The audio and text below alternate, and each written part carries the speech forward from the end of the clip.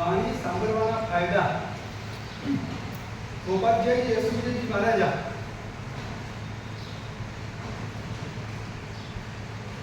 સંગીતની સંસદ બોર્ડની સજાઈની અંદર ધર્મી આત્માના 3 વિશેષણો મૂકેલા છે. એમાં પહેલા નંબરનું વિશેષણ છે ધર્મ શ્રવણની તીવ્ર અભિલાષા. એમાં શબ્દ તીવ્ર શબ્દ મૂકેલો છે. ધર્મ શ્રવણની અભિલાષા નહીં, પરંતુ ધર્મ શ્રવણની તીવ્ર અભિલાષા. શ્રાવકને ધર્મ શ્રવણ કરવાની કેવી અભિલાષા હોય? તીવ્ર હોય. પ્રવચનની વાત આવે, વ્યાખ્યાનની વાત આવે, ધર્મ શ્રવણની વાત આવે એટલે રહી ન શકે. બધા કામ કરતા મૂકી અને પહેલા ક્યાં જાય? પ્રવચન શ્રવણ કરવા માટે જાય. એટલે આ ધર્મની આત્માનું લક્ષણ છે. તમે બધા ધર્મ શેમાં માનો? પૂજા કરીએ, બધા નોકાશી કરી લઈએ, પરિસરની અંદર સત્ય પ્રતિક્રમણ કરી લઈએ અને એકાદ બે ચરાવા લઈ લઈએ. તો તમને લાગે કે કેટલો ધર્મ કરી લીધો, અમે ધર્મી બની ગયા. પણ ઉપાધ્યાયજી યશુજી મહારાજ કહી રહ્યા છે કે ધર્મી આત્માનું પહેલું લક્ષણ બતાવેલું છે કે એને ધર્મ શ્રવણની તીવ્ર અભિલાષા હોય, એવી ઈચ્છા હોય અંદરથી. મુંબઈમાં તમે લોકો આવો, તમને બધાની ઈચ્છા શેની હોય કે જલ્દી કરોડપતિ બનવું, ક્યાંક જલ્દી પોઝ એરિયામાં જાઉં, અથવા તો કોઈ મોટા વિરાટ ટાવર થતા હોય એ ટાવરની 10, 15, 20, 25 માળામાં જાઉં, 3 BHK 4 BHK. તમને અંદરથી તડપણ હોય, અંદરથી ઈચ્છા હોય કે ક્યારે જલ્દી આ ધનજીવાળી છોડું અને નવા પોઝ એરિયામાં જાઉં. મલકવાળો દાદરનો વિચાર કરે, દાદરવાળો ગોવલિયા ટેન્કની અંદર જાય. એટલે જેમ જેમ લિવિંગ સ્ટાન્ડર્ડ ઊંચું થતું જાય, ઉપર ઉઠતું જાય, એટલે માણસ આગળ વધતો જાય. એમ ધર્મ શ્રવણની પણ તીવ્ર અભિલાષા. કારણ કે પ્રભુની વાણી છે, પરમાત્માની વાણી છે. પ્રભુનું વચન અમોઘ વચન કહેવાય છે. પ્રભુની વાણી અમૃત વાણી કહેવાય છે. કારણ કે વાણીના માધ્યમથી, પ્રવચન શ્રવણના માધ્યમથી જીવનની અંદર પરિવર્તન આવે છે. Turning point of the life. એ માત્ર તમે તમારા જીવનની અંદર એક નિયમ ખાલી બનાવો કે મારે પ્રવચન શ્રવણ કર્યા પહેલા કોઈ ધંધા ઉપર જવાનું નહીં, દુકાનમાં જવાનું નહીં, બિઝનેસમાં જવાનું નહીં, કારખાને જવાનું નહીં, ક્યાંય નહીં જવાનું. સૌથી પહેલા મારો એક સૌથી પ્રિય સબ્જેક્ટ વિષય કે મારે પ્રભુની વાણી સાંભળવાની છે, જીવવાણીનું શ્રવણ મારે કરવાનું છે. કારણ કે જીવવાણી શ્રવણ કરવાથી ઘણા ફાયદા થાય છે. અને આમ પણ તમે બધા વાણિયા છો, કોઈ પણ ક્રિયા કરો તો એનાથી લાભ શું થાય છે પહેલા તમે વિચારો. તો પ્રવચન શ્રવણ કરવાથી જીવનની અંદર કેવા લાભો થાય છે, જીવનની અંદર કેવા પરિવર્તનો આવે છે. અને પ્રભુની વાણી, અમે તો માત્ર શું છીએ? મીડિયા છીએ, માત્ર લાઉડ સ્પીકર છીએ. અમે જે પર બોલવાનો, કોનું બોલવાનો? પ્રભુનો બોલવાનો. પરમાત્માએ બતાવેલું છે એ તમારી સામે અમારે પ્રસ્તુત કરવાનું છે. અમારા ઘરનું કંઈ નહીં, અમારું કશું જ નહીં, માત્ર બધું જ પ્રભુનો છે. એટલે જીવવાની શ્રવણ કરવાના કેવા લાભો જીવનની અંદર થાય છે એની સુંદર મજાની વાતો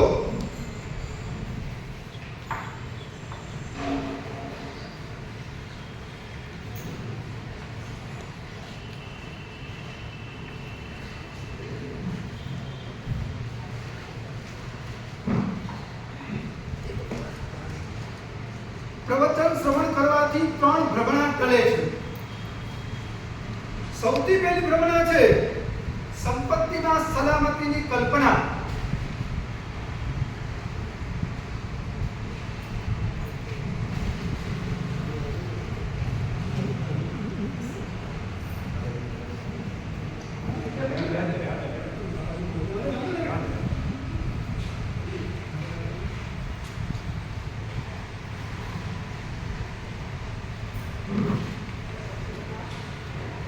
દિવાળીનો ઉપાસ રે ફૂલ એસી છે, દેવલોક છે.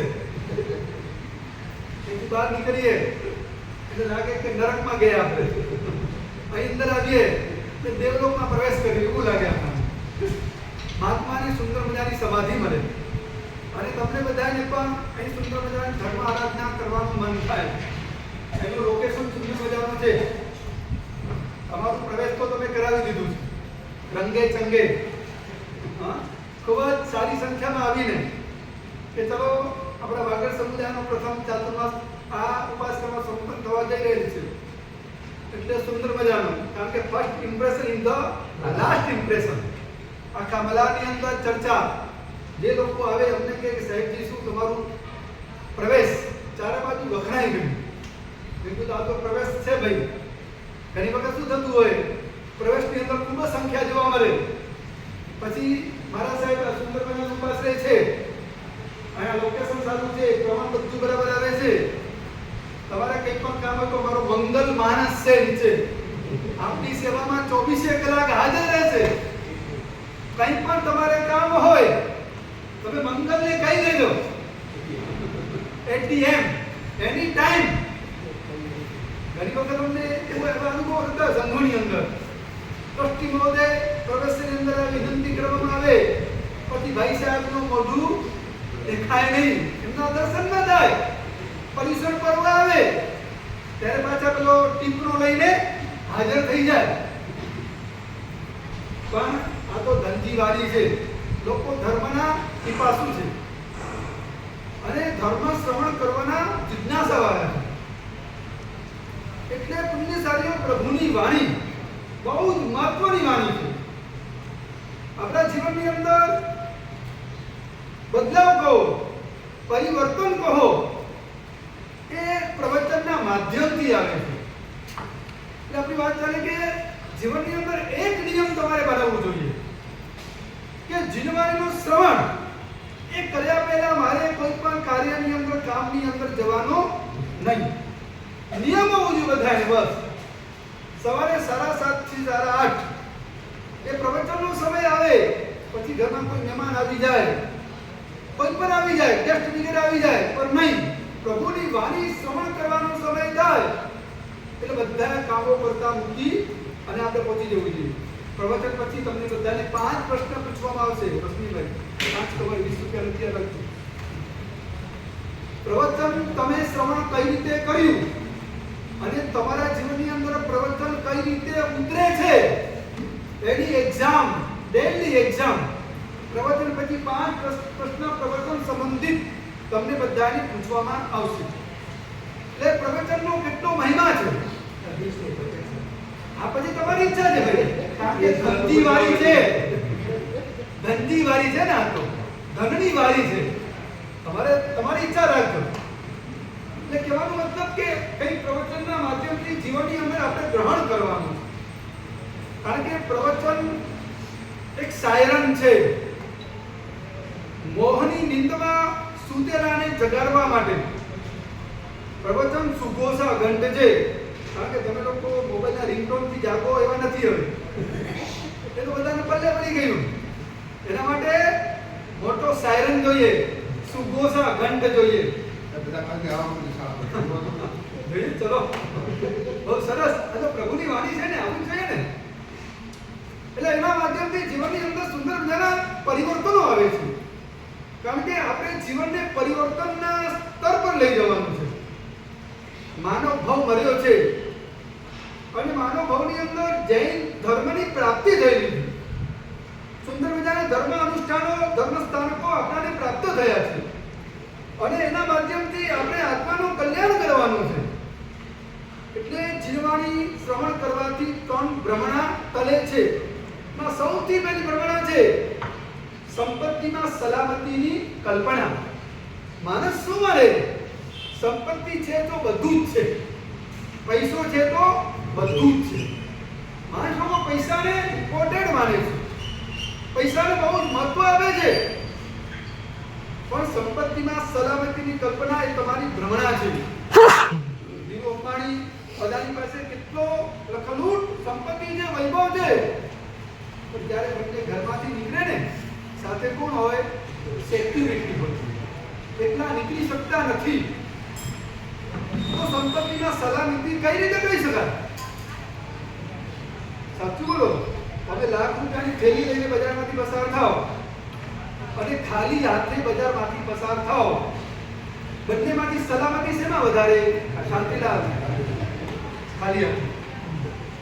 લાખ રૂપિયાની થેલી હોય અને સતત અંદરથી ભય થયા કરે, ક્યાંક દઉં તો માણસ આવશે થપ્પડ મારી લઈ જશે તો, ક્યાંક કોઈ ગુંડો આવશે અને ઉપાડી જશે તો, આમ તમારા મનની કેટલા વિચારો ચાલતા હોય, તમારી આખી ચાલવાની ચાલ બદલાઈ જાય, એટલું ભય હોય.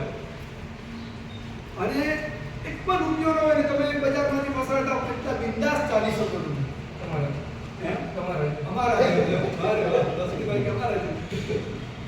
અમારું તો આખું અલગ જ છે.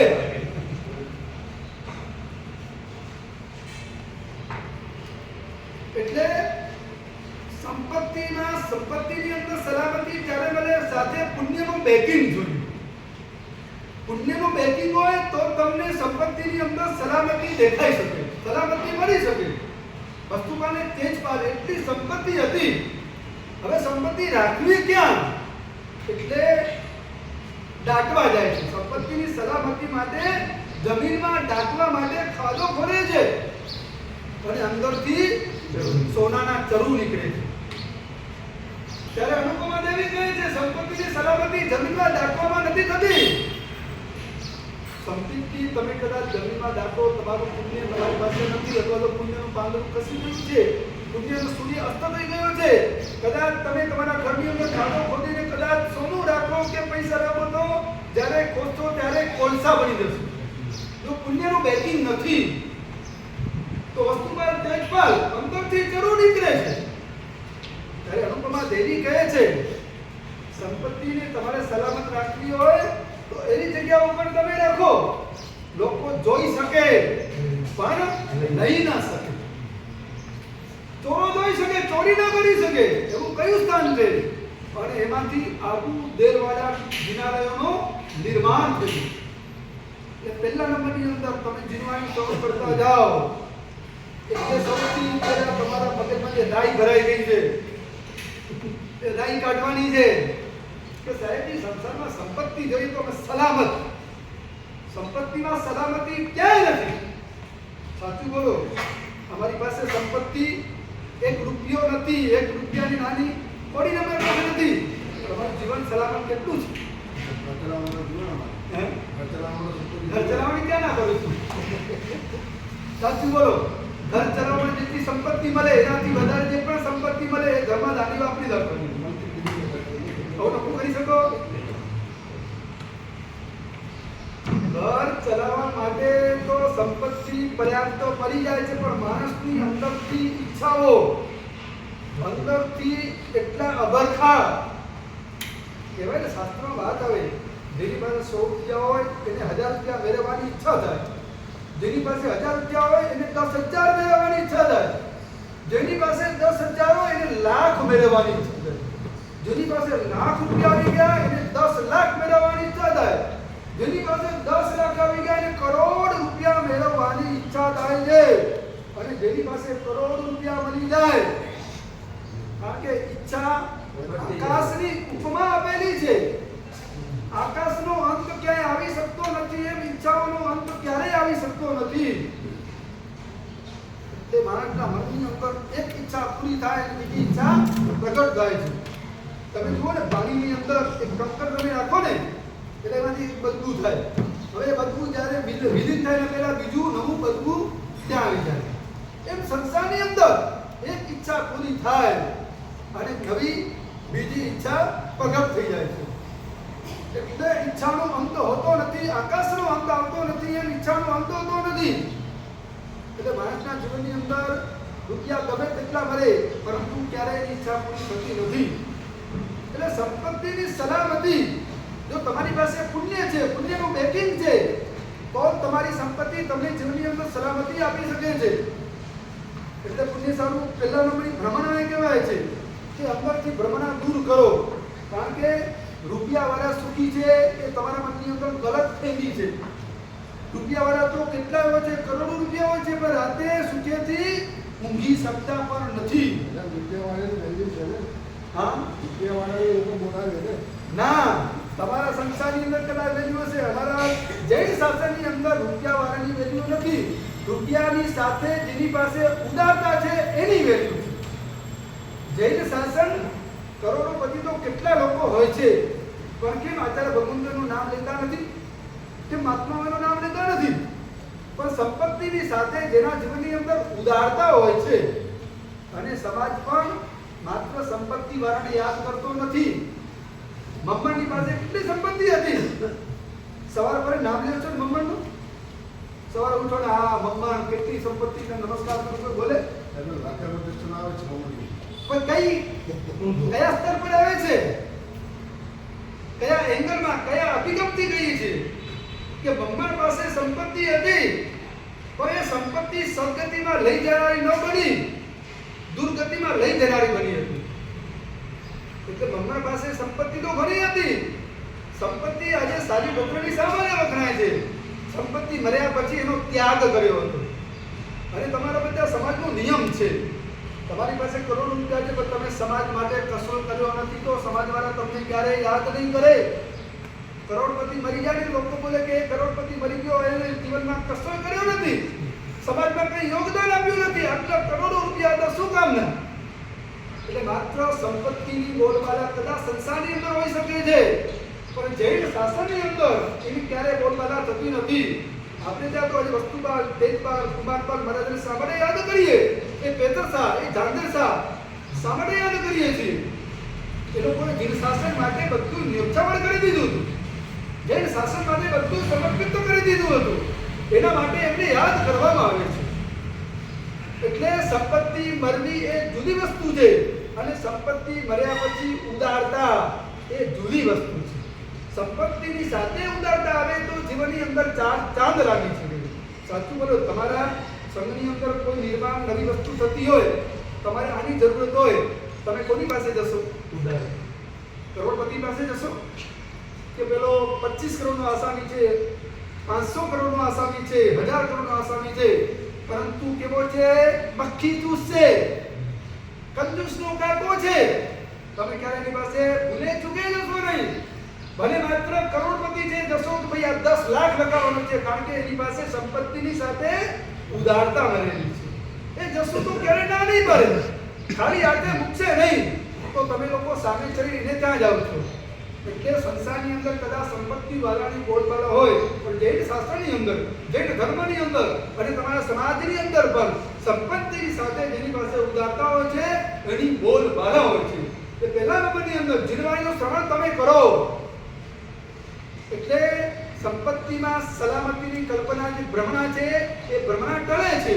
પુણ્યનું બેકિંગ હોય, પુણ્યનું બેલેન્સ હોય તો સંપત્તિની અંદર સલામતી બની શકે છે. બીજા નંબરની અંદર સામગ્રીમાં સુખની કલ્પના કરવી. તમે લોકો બધા શું માનો કે જેની પાસે સામગ્રી વધારે હોય એ લોકો સુખી વધારે? અને કદાચ તમે રહેતા હો તો તમારી નજર ક્યાં હોય?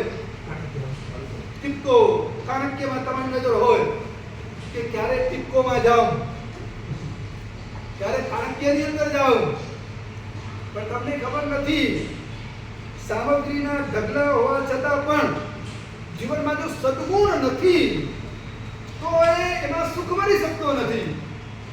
ટિપકો વાળો કદાચ 24માં મારા બારે રહેતો હોય, 4 BHK કદાચ એનો ફ્લેટ હોય, અંદર 25 લાખ કે 30 લાખનો કદાચ ફર્નિચર પણ હોઈ શકે છે, પણ ટિપકો વાળો પણ ટેન્શનની અંદર જીવતો હોય છે. સામગ્રીના ઢગલા હોવા છતાં પણ સુખ મળતા નથી. રાજા જુઓ, મહારાજા જુઓ, ઇન્દ્ર મહારાજા જુઓ, શહેનશાહો તમે જુઓ, કેટલા સામગ્રીના ઢગલા હતા, છતાં પણ રાતના સુખેથી ઊંઘી શકતા નથી. એટલે સામગ્રીના ઢગલા પર અમારી પાસે સામગ્રી કેટલી? જો સામગ્રીમાં સુખ હોય તો અમારી પાસે સામગ્રી કઈ નથી, છતાં સુખી વધારે જૈન સાધુ, જૈન સંતો છે જેની પાસે તમે આવો એક પણ સામગ્રી નથી. તમારા ઘરે બોલો કેટલી તમારું સુંદર મજાનો 3 BHK 4 BHK ફ્લેટ, અંદર પણ એસી હોય, અને જેટલા અંદર રૂમ હોય બધા રૂમોની અંદર એસી પાછા ફેન હોય તમારી અંદર ઘરની અંદર જેટલા રૂમ એની અંદર બધાને મનોરંજન માટે સ્ક્રીન હોય ટીવી હોય. હવે તો મોબાઈલ આવી ગયો એટલે તમારી શ્રીમતી આ બાજુ રસોઈ થતી હોય ને આ બાજુ મોબાઈલ ચાલુ હોય એ મોબાઈલમાં જોતા જાય રસોઈ બનાવતા જાય. એટલે સુખના સાધનો સુખની સગવડો વૈજ્ઞાનિકોએ તમને ખૂબ જ આપી, પણ સુખની સામગ્રીમાંથી ક્યારે સાચું સુખ મળી શકતું નથી. સુખના સામગ્રીના ઢગલા બહુ હોય પણ એનાથી જો સુખી થતા હોય તો આજે પોશ એરિયામાં ચાહે મરીન ડ્રાઈવ તમે જાઓ, ગોવાલિયર ટેમ્પ તમે જાઓ, એવા કેટલા મોટા ફ્લેટોની અંદર રહેતા હોય 100 કરોડના આસામી 200 કરોડના આસામી હોય છે.